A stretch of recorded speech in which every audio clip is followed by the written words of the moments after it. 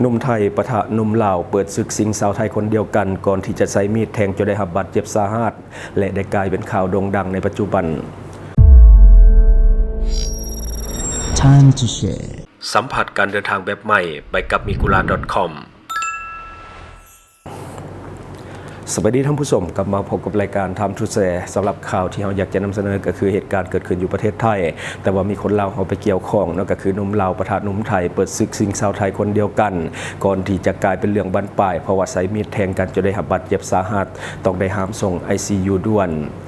เมื่อวันที่ 11 สิงหาคม 2026 ผู้สื่อข่าวรายงานว่าได้เกิดเหตุการณ์ทะเลาะวิวาทจากความสัมพันธ์ระหว่างผู้ชายและผู้หญิงก่อนจะมีการบานปลายเป็นการใช้อาวุธมีดทำให้ห่างกายกันเห็นให้มีผู้ได้รับบาดเจ็บสาหัสเหตุการณ์เกิดขึ้นอยู่บ้านโนนสถิตตำบลพลทองอำเภอบ้านแพงจังหวัดนครพนมในเวลา 17:18 น.ของวันที่ 10 สิงหาคม 2026 ที่ผ่านมา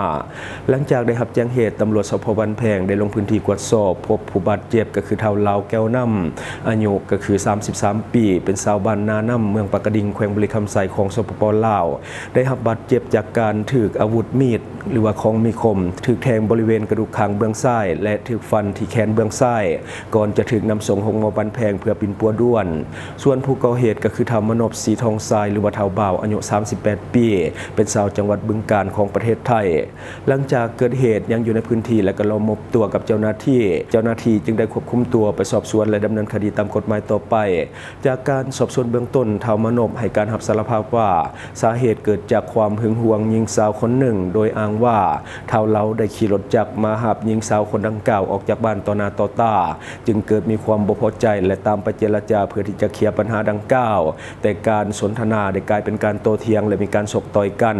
ก่อนที่เฒ่ามนพจะใช้อาวุธมีดทำให้ห่างกายเฒ่าเลาจนได้รับบาดเจ็บสาหัสหลังจากก่อเหตุเฒ่ามนพได้กลับไปที่บ้านของตนเองก่อนที่ตำรวจจะเข้าไปควบคุมตัวและก็กวดยึดอาวุธมีคมเอาไว้เป็นของกลางเพื่อดำเนินคดีตามขั้นตอนของกฎหมายต่อมาผู้สื่อข่าวได้เดินทางไปพบนางสมจิตหรือว่านางกุ้งอายุ 34 ปีหญิงสาวที่ถูกระบุว่าเป็นต้นเหตุของความขัดแย้งโดยนางกุ้งได้กล่าวว่าทั้งเฒ่ามนพและเฒ่าเลาต่างก็มีความสัมพันธ์กับตนและรู้สึกลำบากใจหากจะต้องเลือกฝ่ายใดฝ่ายหนึ่งเพราะว่ามีความผูกพันกับทั้งสองคนพร้อมทั้งแสดงความบ่เข้าใจว่าเหตุใดจึงต้องทะเลาะวิวาทจนเกิดความหุนแรงดังกล่าวขณะเดียวกันนางตอยแก้วน้ำอายุ 57 ปีเป็นแม่ของเฒ่าเลาชาวสปป.ลาวได้เปิดเผยว่าลูกชายของตนประกอบอาชีพรับจ้างทั่วไปฐานะครอบครัวบ่ค่อยดีปานใด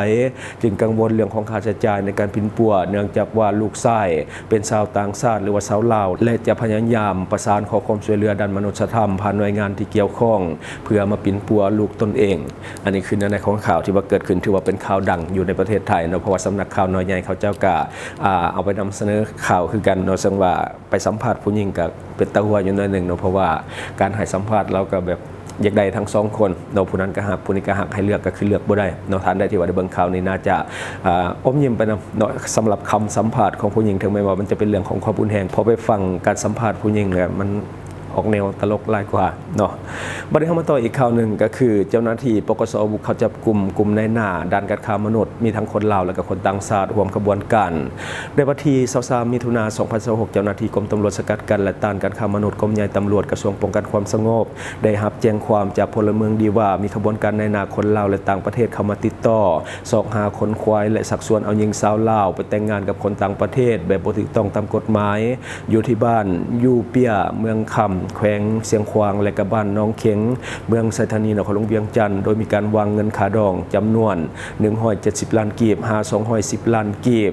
จากนั้นเจ้าหน้าที่จึงได้เก็บกำข้อมูลและก็เอกสารลงติดตามพิสูจน์หลักการวิชาเฉพาะจึงสามารถรู้ได้ว่าพวกนายหน้าได้มาเซาเฮือนอยู่บ้านนาล้อมเมืองไซธานีนครหลวงเวียงจันทร์โดยเอาสถานที่เฮือนเซาดังกล่าวเป็นบ่อนมาเบิ่งตัวหญิงสาวที่จะไปเป็น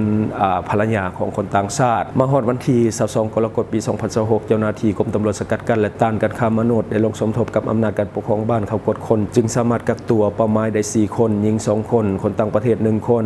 มาดำเนินคดีตามขั้นตอนของกฎหมายต่อไปและปัจจุบันยังสืบต่อขยายผล2 หากลุ่มแก๊งขบวนการที่เอาตัวหลบหนีเพื่อนำมาดำเนินคดีเช่นเดียวกัน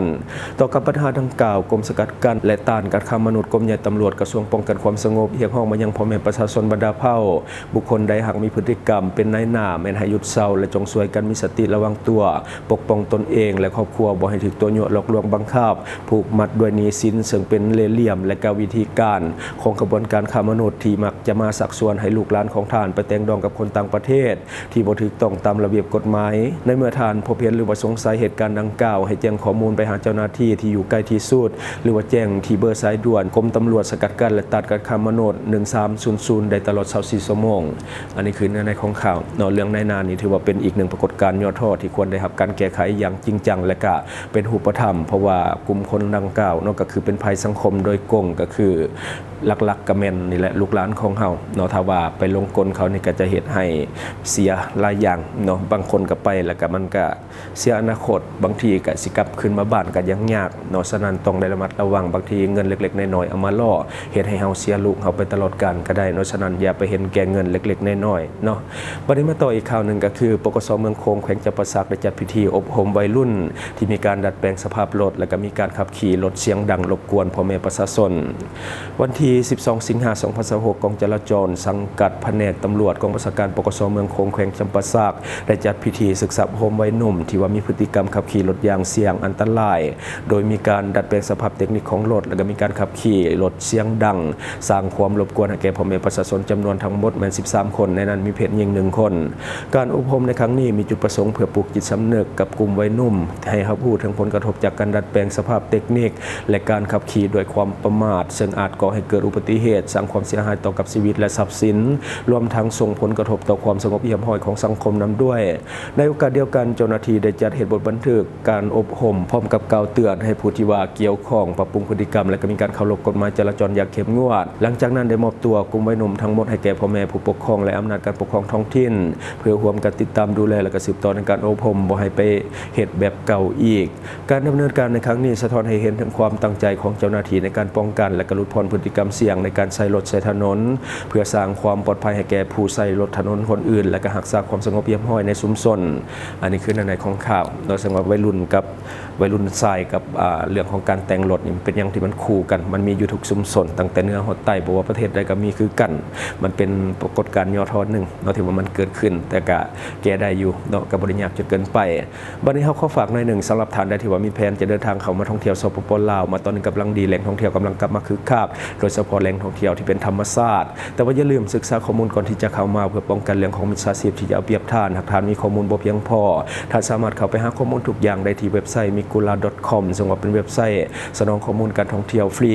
ข้อมูลที่ท่านจะได้มีข้อมูลสถานที่ท่องเที่ยวใหม่ๆในลาวข้อมูลอาหารต่างๆข้อมูลสถานที่บ้านพักโรงแรมข้อมูลการเช่ารถหรือว่ารถพาเที่ยวข้อมูลพนักงานนำเที่ยวหรือว่าบริษัทท่องเที่ยวสำหรับการลงทะเบียนจะมี3รูปแบบลงทะเบียนโดยเบอร์โทรศัพท์ลงทะเบียนโดยอีเมลลงทะเบียนโดย Facebook สำหรับท่านที่ว่ายังลงทะเบียนบ่เป็นกดลิงก์ในคอมเมนต์ของเราได้เลยและทั้งหมดก็คือสิ่งที่เราเก็บมาเล่าสู่ฟังหวังว่าท่านจะได้รับสาระดีๆสำหรับท่านที่ว่าเบิ่งรายการเฮาอยู่คิดเห็นจะได้กับสิ่งที่นำเสนอไปก็อย่าลืมฝากไว้ภายใต้คอมเมนต์ของเฮาและข้าพเจ้าจะเข้าไปอ่านด้วยตนเองขอเข้าใจอยู่เมืองลาวใช้แต่เงินกีบลาวและส่งเสริมผลิตภัณฑ์ภายในเพื่อลดพรการนำเข้าสินค้าและแก้ปัญหาเงินตา Subscribe for more video.